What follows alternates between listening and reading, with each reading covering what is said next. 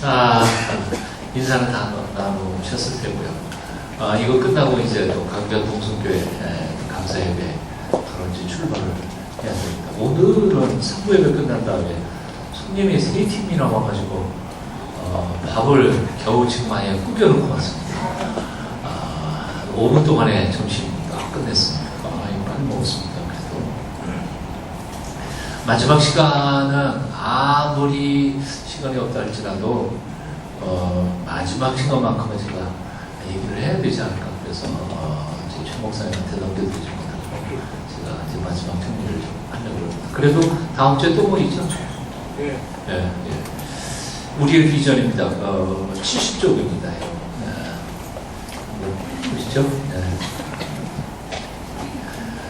자, 여기 성경절 있는데요. 이사야 60장 22절입니다. 여러분 한번 같이 읽어보실까요? 시작. 그 작은 자가 창대를 이루고 그 약한 자가 강국을 이룰 것이다. 이게 우리의 비전입니다. 작지만 한 사람이 1000명을 만들고 또 약하지만 그러나 나라가 될 것이다. 왜? 우리를 통해서 하나님이 하시는 일이기 때문에 그렇다. 이게 이사야의 비전이고 우리의 비전입니다. 근데 그 일을 어떻게 하느냐 하면 중요한 것은 바로 이 요한복음 21장 22절에 나온 너는 나를 따르라 하는 그 하나님의 부르심 앞에 순종하는 제자들을 통해서 이 꿈이 이루어진다는 거죠. 자, 그 다이아몬드 한번 다시 확인해 볼까요? 네, 4쪽에 보면 다이아몬드가 있죠. 지금까지 어떻게 다녀왔느냐 하면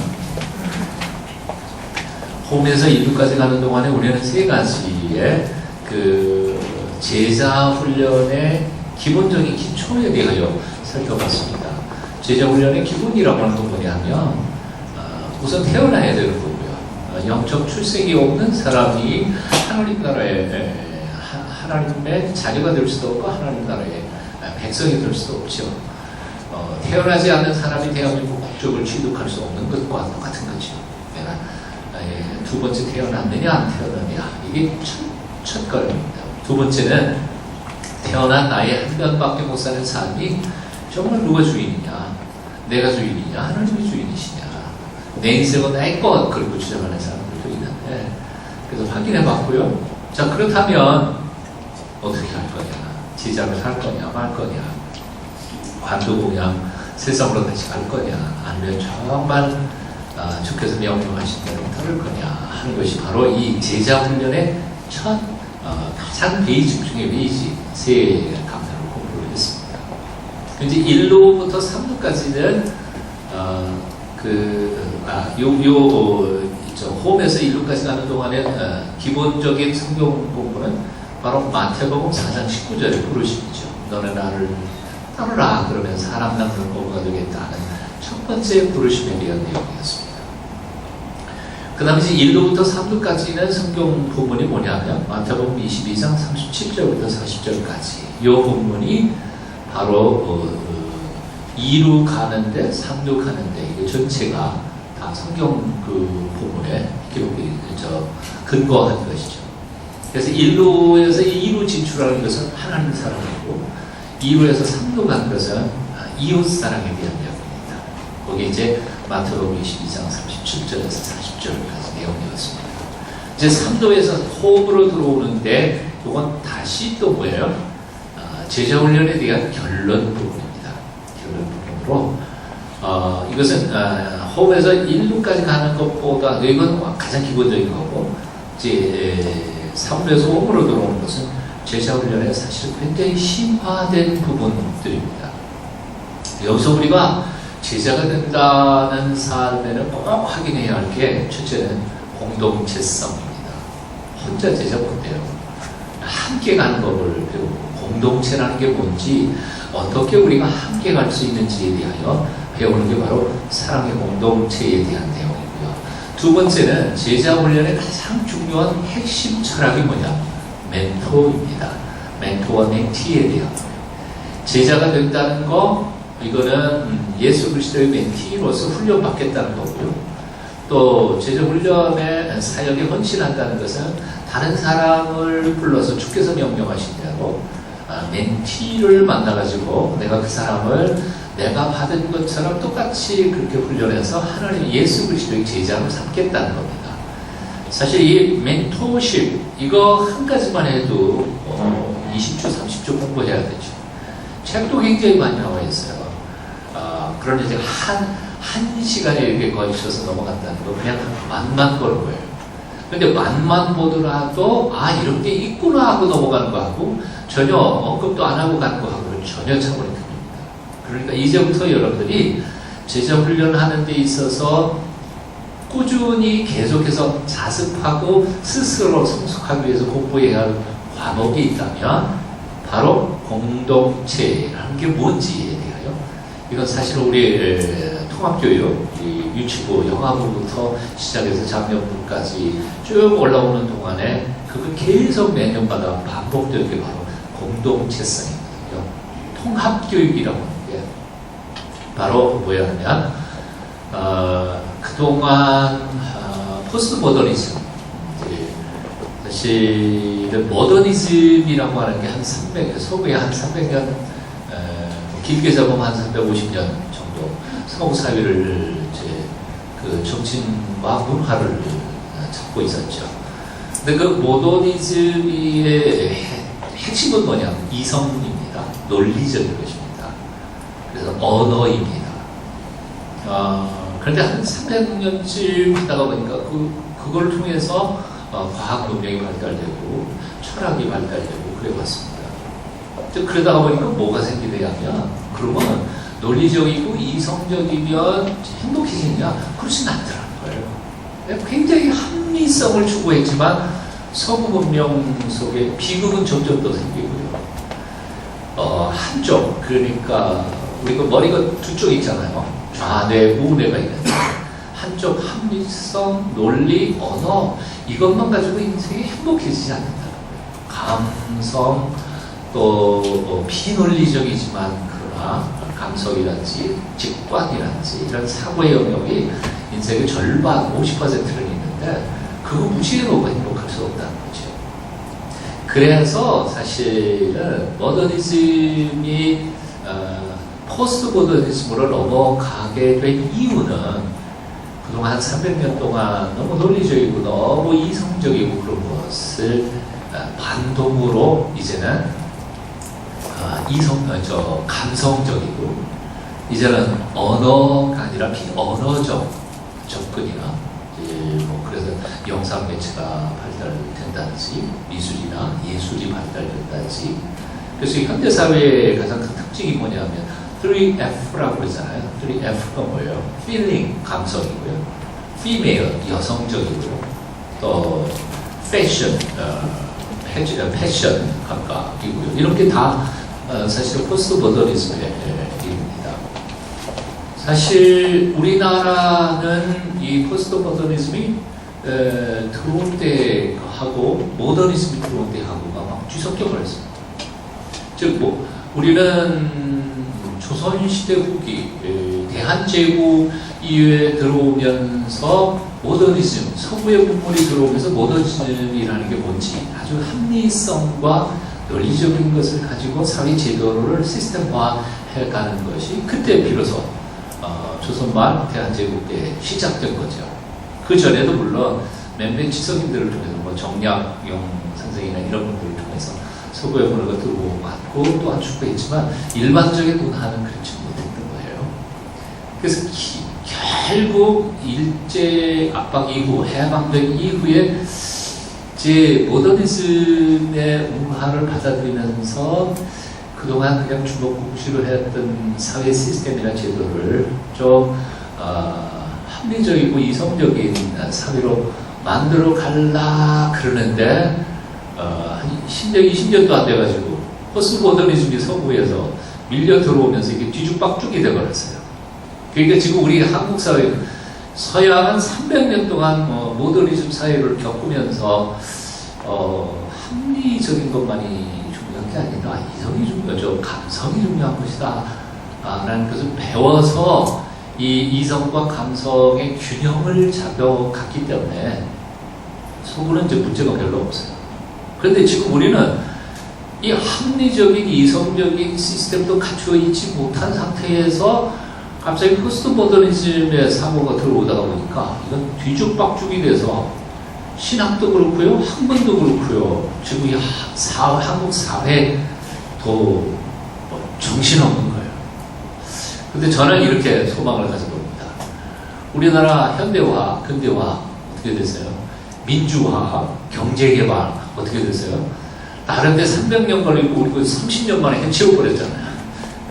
물론 이것 때문에 뭐 세월호도 나오고 뭐 아직까지 시스템 갖추지 못한 상태에서 안전 문제 나오고 그러지만 나는 이렇게 믿어요. 하나님께서 참 우리나라 사람들 참 똑똑하게 만드신 것 같아요. 틀림없이 이 모더니즘과 포스트 모더니즘의 조화와 균형도 네?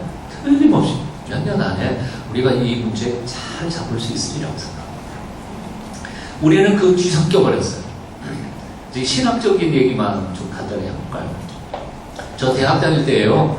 전도지 돌릴 때, 저 CC맨입니다만, 전도지 돌릴 때 그 전도 방법이 어떤 방법이냐면, 그건 모더니즘적 전도 방법이었습니다. 이게 무슨 얘기냐면, 사형리 가지고 다녔잖아요. 사형리라고 하는 게 뭐예요? 굉장히 논리적인 거예요. 언어적인 거예요. 자연계의 자연법칙이 있듯이 영계에도 영적인 원리가 있습니다. 혹시 아세요? 사형리에 대하여 들어보신 적이 있습니까? 안 해봤어요? 이게 바로 모더니즘 시대의 전도 방법이에요. 근데 요즘의 현대 젊은이들에게 그런 식으로 접근하면 하나도 복잡하고 귀찮고 그래서 안 들어요. 아이고, 뭐 원리고 뭐고. 게다가 그거를 사형리를 1월부터 4월까지 하고 4월에 넘어가고 영접 기도하고 그러면 요즘 애들은 참을성이 없어가지고 한 1월 2일 하다가 나 바쁘다고 그러고 도망가 버린다고. 옛날에는요. 옛날에는 제가 사형리 들고 다녔으니까요. 그리고 전국에 제가 그래도 CC맨으로서 열심히 했던 사람이니까 제가 훈련도 많이 시키고 그랬어요. 근데 옛날에는 4명 만나면 3명 영접했어요. 정말요. 그때는 지식에 대한 관심이, 논리적 관심이 참 많이 있었던 것 같아요. 근데 지금은 안 돼요. 20명 만나도 한두 명 할까 말까. 그만큼 폐역해졌지만 사실은 지금 이 시대의 사람들은 사람이 바뀌었다는 거예요. 제 친구들도 이제 저 고등학교 선생님 출신이니까요. 제 친구들 다 교장 다 명퇴하고 은퇴하고 그래서 지금 뭐 현직에 있는 친구는 거의 없습니다. 교육감 하는 친구 하나 빼놓고는. 근데 친구들 가만히 보면요, 참 현직에 있을 때 가끔은 제가 그런 농담을 하죠. 친구한테. 야, 요즘 한 번에 뭐 30명밖에 안 된다며. 그래서 야, 옛날엔 70명씩 있거든요. 한 번에 70명 가르치려고 해봐요. 아니, 책상에 한 교실에 70명 앉혀놓으면요, 저 뒤까지 한참 가야 돼요. 그 뒤에서 떠드는 놈 어떻게 제지할 방법이 없어요. 그래서 그 방법이 뭔지 아세요? 지옥에선 좀 뱀목동이 제가 야구선수였으면 잘했을 것 같아요. 정확하게 이마에 그냥 던졌습니다. 옛날 얘기죠. 옛날 얘기. 그러니까 70명 데리고 수업하던 시절 생각해보니까 요즘에 30명 데리고 이야 이제 할만하겠다. 그리고 내가 얘기했던 그 친구가 뭐라 그러는지 아세요? 요즘엔 종자가 틀려. 애들 종자가 틀려가지고 옛날 70명보다 지금 30명 가르치는 게 더 힘들다. 그 얘기가 얼마나 중요한지 아세요? 종자가 틀려. 눈 2개, 코 하나, 입 하나, 귀 2개에 있어서 우리는 사람이라고 나하고 똑같은 생각하고 논리적 사람으로 생각하지만 사실 요즘 젊은 아이들은요, 우리의 사고하고는 틀 자체가 틀리니까 인종 자체가 틀려요. 사람이라고, 아니 사람이지 걔들도 참 그러니까 내가 상상하는 사람이라고 생각하고 접근하면 절대로 이해 못해요. 그래서 우리 부모들이 요즘에 자식들을 키워가는 게 힘든 이유가 바로 우리는 모더니즘 사회에서 교육받고 커온 거고요. 요즘 아이들은 포스트 모더니즘에서 크고 있으니까. 그래서 지금 전도 방법도 달라져야 돼요. 어떻게 해요? 예, 광고 기법 쓰는 것처럼요. 예, 요즘 아이들은요, 꽃 펴야 이게 느낌이 팍 와야 찾아보려고 그러는 거예요. 요즘에 그 애들 우리하고는 좀 다르지만 틀린 건 아니에요. 다른 거하고 틀린 거하고 틀리잖아요. 그렇죠? 다른 거죠. 그러니까 요즘 애들도 가슴팍에 막 꽂히면요 목숨 걸고 뛰어들어요. 우리 때만 젊은 패기가 있었던 게 아니에요. 요즘 아이들도 그렇습니다. 머릿속에 지가 이거 중요하다, 이건 참 기가 막히게 멋지다 그러면 팍 오면 헌신해요. 요즘 우리 동성계 청년들 봐요. 애들 와 옛날 같으면 저 그렇게 못해요. 근데 청년들 요즘 애들 보니까 직장 가차없이 치우고 경기선교 와요. 여러분들 그렇게 할 수 있겠어요? 모더니즘 사회에 살았던 사람들은 그렇게 못해요. 아낌없이 직장 가서 갔다 와서 또 취직하지요. 안 하면 그냥 선교하지요. 겁나 요즘에 아이들이 헌신하는 거 보면 목사들이 그래서 좋겠는데 근데 헌신해요. 그러니까 꼭 피면 돼요. 전도하는 방법이 조금 틀려요. 자, 이 얘기를 뭔 얘기하다가 이 얘기했나요? 바로 이겁니다.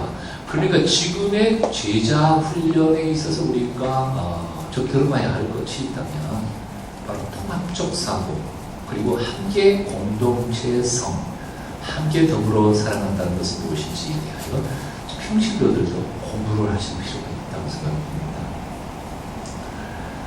한국교회 옛날에 자꾸 이제 교회 안에 장로님이나 연세 많으신 어르신들이 자꾸 전통적인 옛날 교회만 자꾸 생각하시다가 보니까 교회가 희망이 없어요. 아니 옛날로 돌아간다는 건 불가능하잖아요. 왜? 세상이 변하는데 교회가 어떻게 옛날로 돌아갈 수 있겠어요? 30년 전, 40년 전 로망이 있지요. 우리들도 그립지요. 하지만 그렇게 돌아갈 수는 없어요. 이미 여기까지 왔으니까요. 그러니까 이제 앞으로의 대한민국의 교회의 모습은 아마도 우리가 상상도 못한 형태로 교회가 다양화되고, 그렇다고 해서 미숙한 교회들이 아닙니다. 대형화된 교회들은 얼마 못 갈 거예요. 제가 보기에는. 근데 좀 문제 많이 생겼잖아요, 지금. 자꾸 사이즈만 넓혀가지고 그렇게 가는 교회들은 결국 당분간은 유지가 되겠지만 얼마 안 있어서 별로 힘들고, 그 앞으로 어떤 교회 형태가 나타날 거냐면 바로 소수형의 건강한 교회들이 많이 등장할 것이라고 생각합니다. 저는 이렇게 생각해요. 그래서 우리 김성훈 목사님 내보내 개척한 것도 역시 동성계 앞으로 한국 교회의 새로운 형태의 교회들을 꾸면서 이런 비전들을 하고 키워가는 것이 중요하다고 생각이 들고요. 또 하나 지금 우리 성석환 목사님하고 같이 연구하고 있는 부분 중에 하나가 지금 연구를 시켰습니다. 우리 대학로에 있는 젊은 목사님들이 지금 개척교회 하고 있거든요. 십자가를 걸지도 않았어요. 카페에서 그냥 모여요. 평일날은 카페에 커피 팔고 있다가 주일날만 그 카페에서 모여가지고 예배드려요. 그리고 지난번에도 보셨지만 미화 십자가의 교회 목사님 같은 경우에는 아예 거기다가 스튜디오 만들어가지고 그림 그리면서, 그리고 거기 모이는 사람들과 성경 공부하고 그러죠. 그러니까 십자가 없어요.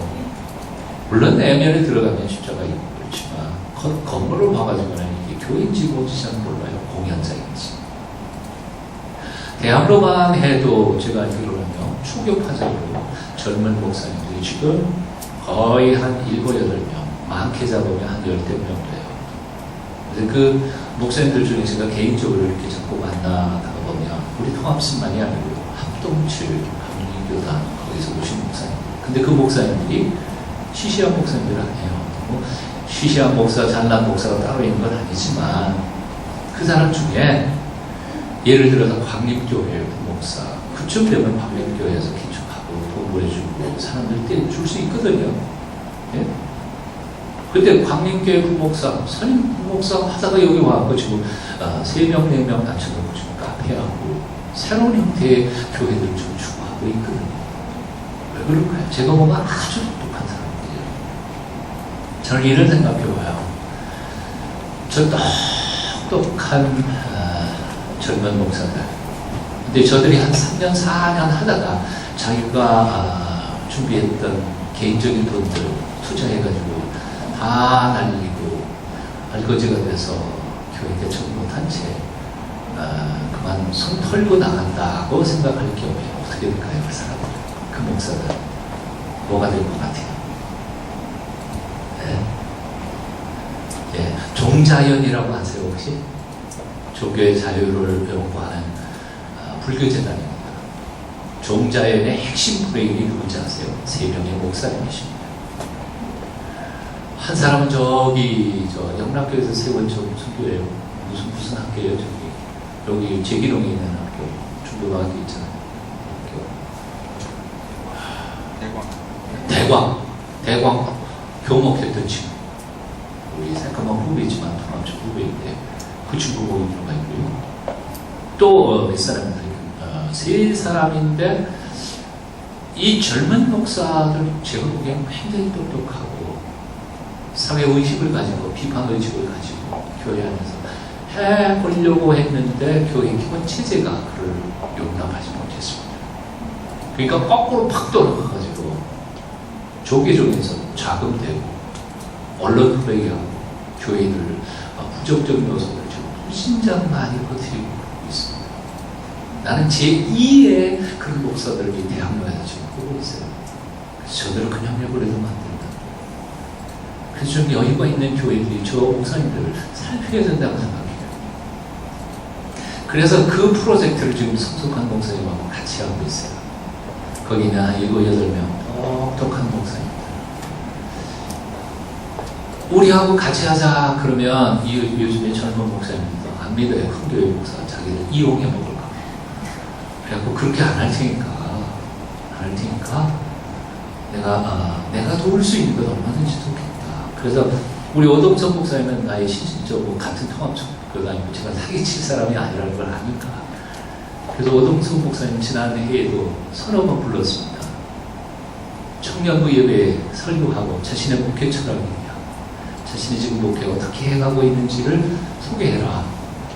그리고 그렇게 설교한 그날은 제가 광고 시간에 이렇게 말합니다. 이 오 목사님하고 이 목회 얼마나 쌍박하고 얼마나 멋있냐. 갈 사람 가라. 우리 교회는 청년 10명쯤 빠져도 괜찮아요. 그러나 청년 10명이 그 교회 가면요, 그 교회 얼마나 힘이 되는데, 목사님. 그래서 일전에 한번 만났어요. 그 오 목사님 만났는데, 몇 명 갔냐? 그랬더니, 1명밖에 안 하던데.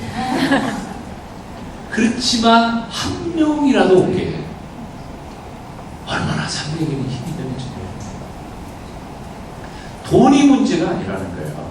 개척비 한답시고 돈 한 달에 10만 원, 20만 원 버텨주는 게 중요한 게 아니고 자기들에게는 같은 비전과 꿈을 가진 건강한 교인들 좀 버텼으면 좋겠다. 그래서 저는 그냥 언제든지 와서 청년부분 오후 예배에는 연세받으신 어른들밖에 없으니까 봐봐 10명 별로 없을 테고 사부 예배 청년부에 와갖고 대신에 그 젊은 목사들 개인적으로 만나면 이렇게 얘기합니다. 니네 생각, 지 생각에 파묻혀가지고 자기 목회에 특별한 색깔이 없으면 누가 가겠냐. 영성이 없으면 누가 가겠냐. 설득력이 있게 자신의 목회에 대하여 자신의 비전에 대하여 나눌 수 있도록 좀 제대로 준비 좀 해가지고 와서 나는 얼마든지 가겠다는 사람들 보내줄 테니까 한번 와서 좀 해봐라. 근데도 용기가 없어요. 소목사가 그 교회 잡아먹을까봐. 그렇고 진짜라서 성목사 그럴까?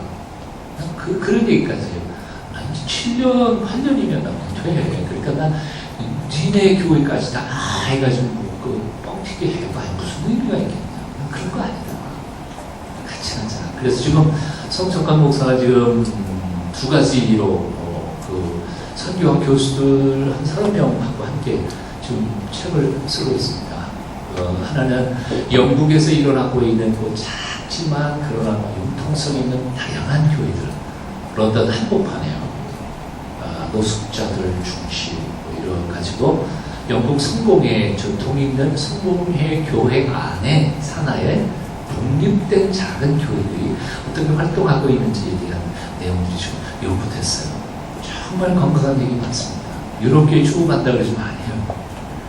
그리고 미국의 워싱턴 DC에도 이런 비슷한 작은 교회 운동들이 일어났는데 그런 사례, 그리고 그거를 이론적으로 해서 우리 대학로에 있는 동수교회가 그들이 되거나 혹은 우산이 돼서 작은 그러나 건강한 초급파적인 목사님이 건강한 교회를 만들어가는 모습들, 그리고 방향 제시. 그래서 아마 논문이 6월 말이나 7월 초 정도면 나올 수 있을 것 같아요. 나오면 프린트가 되면 좀 관심 있는 사람들이 함께 나눠줄 수 있으리라고 생각합니다. 이 프로젝트를 위해서 개인적으로 거의 한 1,000만 원 정도 투입해서 연구를 하고 있습니다. 자, 이 얘기 왜 해요? 왜 하느냐 하면 우리가 지금 살고 있는 이 시대는 예전에 신앙생활하던 교회의 모습이 아니라는 거예요. 평신도들도 역시 마찬가지입니다. 그냥 주일날 와가지고 한 주님 들고 그냥 가게 그런 생각하지 마시라는 거예요. 우리의 비전은 뭔가? 오늘 앞에 서로 너무 길게 하다 보니까 좀 빼먹었는데, 자, 넘어가 보겠습니다. 70쪽 다시 돌아와가지고요. 70쪽 맨 밑에 줄에 보면 요한에게 마지막 하신 말씀이 있었어요. 그게 바로 삼루에서 홈으로 들어오는 세 과목의 성경적 배경입니다. 거기에 가장 중요한 것은 그런 거죠. 예수님께서 베드로에게 말씀하신 거 아니에요? 베드로가 뭐라고 그래요? 요한복음 21장에 나오는 그 부분에 나오는 거죠. 잠깐만요. 그 보라 그러니까 그것만 보고 있어서 재미가 없네. 보지 마세요. 그냥 내가 다 정리할게요. 저를 보세요. 예수님께서 부활하시고 난 후에 오래 있다가 승천하시기 바로 직전에 갈릴리 바다에 고기 잡으러 갔던 제자들에게 나타나신 적이 있으시죠. 베드로에게 세 가지 물으시잖아요. 네가 나를 사랑하느냐? 내가 나를 사랑하느냐? 세 번에 걸쳐서 물으시고 난 다음에 반복해서 내 어린 양을 먹이라, 내 양을 치라, 그런 등등입니다. 근데 마지막 유언이죠. 이 제자 하라는 하나님의 명령입니다. 근데 이제 베드로는 눈을 싹 돌리죠. 그 주님의 마지막 유언의 말씀에 집중하기보다는 예수님의 말씀하시는 게 조금 무겁기도 하고 그래서 아마 핑계 대려는지 몰라요. 하여튼 먹이라 그래놓고 예수님께서 마지막 결론은 뭐냐면 내가 젊어서는 네 마음대로 하기 충분하겠지만 죽는다면 두 팔을 남들이 벌리게 해서 아마 십자가에 죽으신 것을 예언하러 말씀하신 것이라고 생각돼요. 베드로의 마지막 순교의 얘기를 예수님께서 예언하신 거죠. 근데 그 얘기를 듣는 순간 베드로가 뭐예요? 아멘 그렇게 살겠습니다. 그게 아니고 베드로의 눈이 옆에 있는 요한에게로 갑니다. 그리고는 요한은 예수님께 묻죠. 쟤는요? 나는 십자가 지고 순교한다고 그러면 쟤는요? 그랬더니 예수님께서 하신 말씀이 뭐예요? 아주 중요해요. 어떻게 보면 비정한 얘기. 내가 걔를 내가 제 이름하여 올 때까지 살려놓는다 하더라도 너하고는 상관없어. 너는 걔 보지 말고 나만 보고 나를 쫓을 것이냐. 영어 성경에 보면 You must follow me. 곁눈질하지 마라. 제자 사역에 있어서 마지막 핵심은 뭐냐면요. 여러분 이제 제자 사역하다가 보면 그리고 이제 목사도 마찬가지로 목회하다가 보면 자꾸 버릇처럼 나오는 게 있어요. 왜요? 당이 이만큼 원진하는 찌는 거잖아. 그거 심하네요. 나 이렇게 몸부림치고 열심히 사는데 이렇게 삶이 어렵고 힘든데 쟤는 적당히 세상에 나가서 적당히 놀고 교회 와서도 적당히 얼굴만 착 비치고 가는데도 잘돼. 어때요? 나도 적당히 할 거다. 이게 제자 훈련의 가장 마지막 걸려 넘어지는 함정이에요. 예수님께서 그걸 하셨던 거죠. 그래서 베드로에게 마지막 요원처럼 요한복음 21장에 이 말씀을 주신 거예요. 견눈질하지 마라. 옆 사람 비교하지 마세요. 자꾸 보고 낙심하지 마세요. 부러워하지 말고 하나님이 내게 주신 그 길, 올곧게 제자로서의 삶을 살아가려고 애쓰는 노력하고 나를 통해 하나님의 영광을 받으실 거예요. 이게 제자 훈련의 마지막 결론이라고 말할 수 있습니다. 요한복음 마지막 21장에서 베드로에게 You must follow me. 나를 따라가야 된다. 요한 생각하지 말고. 마태복음 28장 맨 마지막 절에 뭐예요? 너는 세상으로 나아가 모든 족속으로 제자를 삼아 내가 너에게 공부한 것을 가르쳐 지키게 하라. 제자 훈련에 대한 얘기겠지. 그러니까 예수님이 우리에게 주신 명령은 딱 하나밖에 없어요. 내가 한평생 죽을 때까지 뭘 해야 될 것 같아요? 제자 만드는 거. 예수님처럼. 그리고 세상에 가장 오래 남고 가장 의미 있고 가장 복된 일이 있다면 그래서 뭘 것 같아요? 교회 짓는 거예요? 아니요. 사람 세우고 사람 만나서 사람을 신앙으로 딱 세워놓는 것만큼 의미 있고 그리고 영원토록 자랑할 수 있는 것이 이것밖에 없어요. 우리 동숙교회 예배당 참 멋있잖아요. 그러나 한 40년 지나봐요. 이것도 부닥다리 건물일 거예요. 건물이 중요한 거 아니에요. 지금은 자랑할지 몰라도 100년이 지나고 200년이 지나도 결국 남을 것은 내가 사랑과 눈물과 애정을 쏟아서 키워낸 사람들 그리고 그 사람들을 통해서 주 앞에 나온 또 다른 제자들 그들이 영원토록 하나님과 배워볼 것입니다. 여러분의 직장 여러분의 삶의 현장 속에서 이 일을 감당하시는 게 바로 제자로서의 삶이라는 거죠. 저는 학교 선생을 한 4년밖에 안 했습니다. 하지만 지금도 감사한 것은 4년밖에 안 되는 기간 동안에 제자들에게 복음을 전하고 짬짜리 사용리를 보내기로 심지어 어떤 친구는 제가 상담실에 있었는데요. 상담실 점심시간에 도시락 먹다가 똑똑 들고 들어와요. 들어왔어요. 들어왔는데 어떻게 왔냐? 앉아라. 아무 얘기도 안 해. 가만히 제 얼굴만을 쳐다봐. 그래서 왜 왔냐? 근데 그래서 그때 제 마음속에 성령께서 뭐라고 말씀하신지 알아요? 예수 믿으려고 왔는데 지금 말을 못하고 있다고 느껴졌어요. 그래서 아예 말도 안 할 그 친구, 가만히 있는 친구, 너 교회 다니고 싶어서 온 거냐? 고등학교 2학년짜리.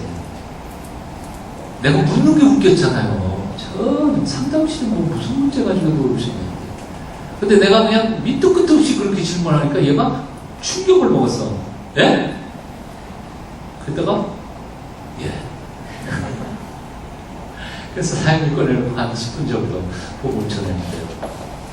그리고 끝이에요. 저는 기도하기로 했어요. 그리고 잊어먹었어요.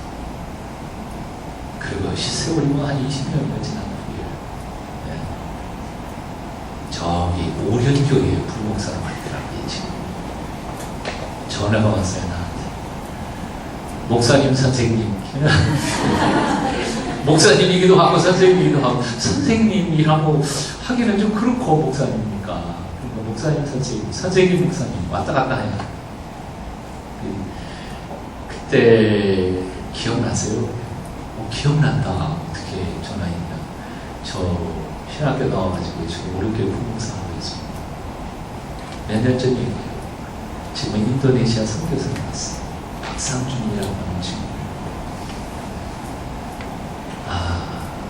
저는 시간 한 20분, 30분밖에 시간을 낸게 없었어요.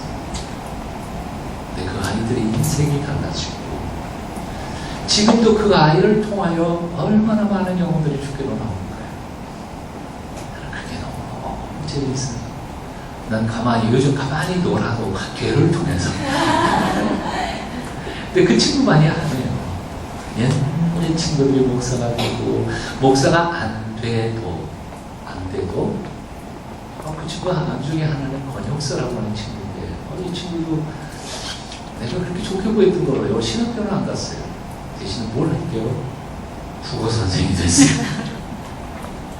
그래가지고 좋은 교사 만들기 운동을 하고 있더라고요. 과격하게 페이스북이나 보니까 그냥 아주 건강하게 선생님들 모아가지고 그렇게 간 게 너무 아름다웠어요. 다니엘서에 있는 보면이라는 말씀이 있습니다. 많은 사람을 옳은 대로 돌아오게 하잖아요. 하늘의 별과 같이 영원토록 빛나리라.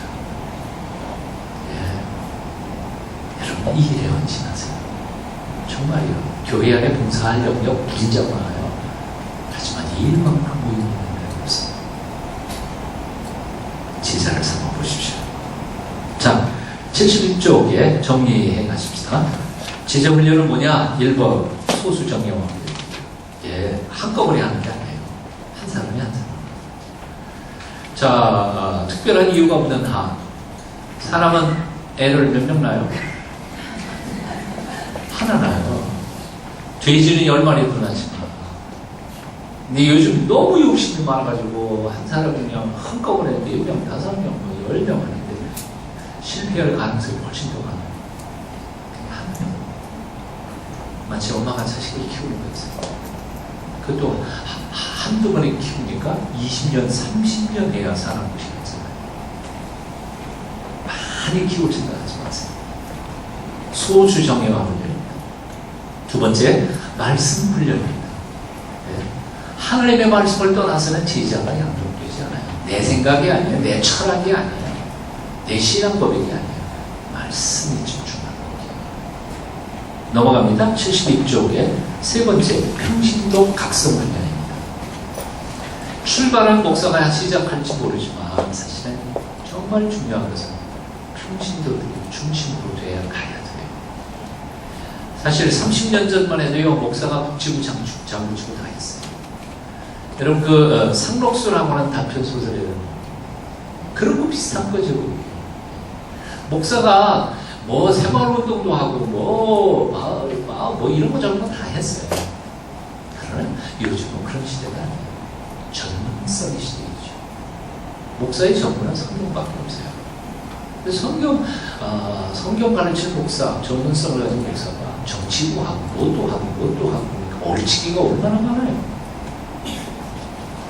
정치는 누가 해요?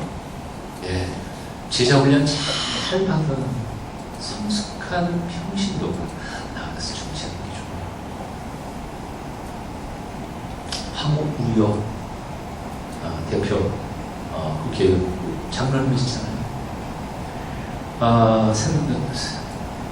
저는 헷갈려요. 자꾸 한나라당인지 새누리당인지 새나라당인지.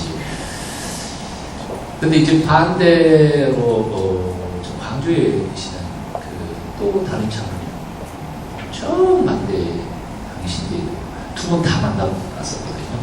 근데 두 분 다 신실해요. 정말 신실하고 그런 분들이 하시면 되죠. 그런 분들이 국회에 있다고 해서 자동적으로 해결되는 건 아니더라고요. 세월이 흘러가야 되겠더라고요. 그리고 생각이 성숙해 가야 되니까. 우리는 이제 시작한 지 얼마 안 됐잖아요. 기껏 해봐야 수십 년인데 아마 좋아질 거라고 저는 생각해요. 여러분들이 변화되셨어. 세상을 바꿔가는 것, 이게 바로 제자훈련입니다. 목사들, 교육자들, 여러분들의 영성을 뒤에서 배우에서 돕고 여러분의 영적인 부분에 대하여 도움을 줄 뿐이고 일은 여러분들이 세상에 나가서 여러분이 직장을 바꾸고 가정을 바꿔야 되죠. 제자훈련은 그런 겁니다. 비전은 아까도 우리가 같이 읽었지만 약하지만 강해, 소수이지만 세상을 바꾸는 사람. 73쪽에 갑니다. 승법 법칙에 대한 얘기죠. 여기 참 재밌는 얘기가 나옵니다. 인도의 시람 왕에 대한 얘기입니다. 지금 읽어보셨죠? 그렇지만 한 번 더 읽어보겠습니다. 시람 왕 시작. 인도의 시람 왕은 수상 시사벤 다히르로부터 장기판을 선물로 받고 너무 기분이 좋아서 벤 다히르 수상에게 받고 싶은 것이 있으면 말하라고 했다. 그의 요청은 뜻밖에도 대수롭지 않은 것이어서 그렇잖아도 기분이 좋았던 왕은 즉각 그렇게 하겠다고 대답했다. 수상이 요청한 것은 이런 것이었다. 밀 하나를 장기판의 첫 칸에 놓고 둘째 칸에는 2알, 셋째 칸에는 4알, 넷째 칸에는 8알, 그렇게 배수로 64칸을 다 채우는 것이었다. 88이 64, 장기 한쪽 8개 서양장. 왕의 청지기가 17번째 칸까지 해당되는 밀을 가져오자 테이블 전체가 꽉 찼다. 26번째 이르러서는 큰 방의 밀이 상당히 쌓이게 되자 왕은 당황한 듯 그 계산을 빨리 끝내라고 청지기에게 명령했다. 마침내 42번까지 칸을 채워야 할 때에는 궁 전체가 밀로 뒤덮인 기시경이었다. 화가 난 왕은 그제야 궁정 수학자를 불러 알아본 결과 그런 식으로 마지막 64번째 칸까지 채우려면 인도 전역을 15m 두께로 덮을 밀이 필요하다는 사실을 깨닫게 되었다. 뭔 얘기야? 승법 법칙 기적이 놀라운 기적이지. 내가 한 사람 키우는 게요 시시할 것 같아요? 아니요. 내가 한 사람 키우고 또 그 사람이 또 다른 사람 키우고 내가 둘만 키우면 그 다음 단계 넘어간 4명이고 16명이고 32명이고 64명이고 쭉 가다가 보면 몇 년 안에 세상을 바꿔볼 수 있는 거지. 자, 밑에 74쪽 마지막 점검입니다. 첫째, 이게 기적은 기적이지만 헌신이 필요합니다. 첫째, 절대 순종이 필요하지. 믿으셔야 됩니다. 믿고 따라야 될 것이라고. 두 번째, 나를 따르라고 명령하신 주님의 명령 앞에 그 소명을 날마다 확인하는 것입니다. 그리고 세 번째, 아까도 말씀한 것 같은 옆 사람 보지 말라는 거예요. 내게 주신 명령 따라 내가 그 길 가면 되는 것이죠. 자, 74쪽 밑에 보면 읽어야 할 2개의 글이 있는데 첫 번째 글은 외과 의사, 폐암 전문가였는데 의학적으로는 지식이 있으면서도 담배를 끊지 않았기 때문에 폐암 때문에 죽은 사람. 우리 교회도 저기 서울대병원에 간암 전문가가 우리 교회 집사님이잖아요. 교회도 잘 안 나오지만. 근데 저도 꽤 정보통이 있거든요. 서울대병원의 의사들 얘기 들어보니까 술을 너무 많이 마신대. 정신 차릴 때가 됐는데 아직 젊어서 아직 좀 술을 많이 마시는 것 같아요.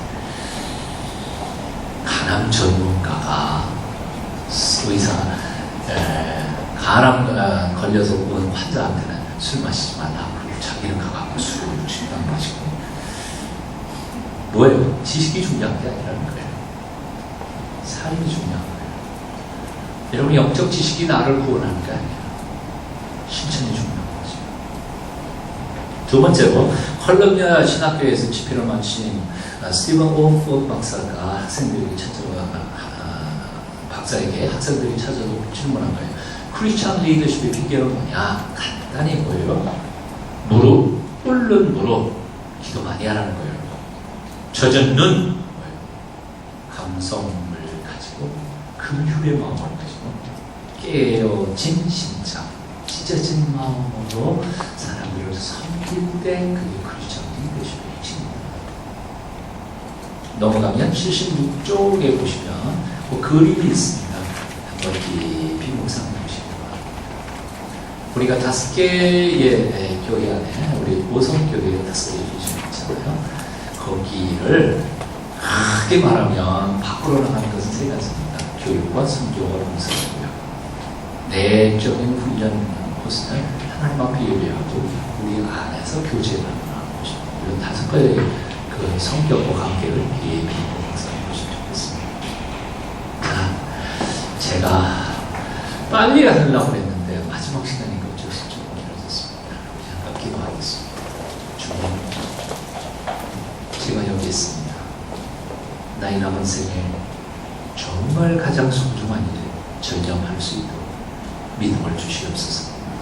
주께서 내게 주신 달란트 100% 발휘하여 직장에서든 가정에서든 삶의 터전 한복판에서 주님의 주 되심을 사람들에게 드러내며 그들을 하나님의 거룩한 일꾼들로 길러내는 이 일에 저희가 헌신하게 도와주시옵소서. 그동안 12주 동안 고생했던 사랑하는 종들을 기억하여 주시고 은혜 베풀어 주실 줄 믿사옵니다. 예수님의 이름으로 간절히 기도하옵나이다. 아멘.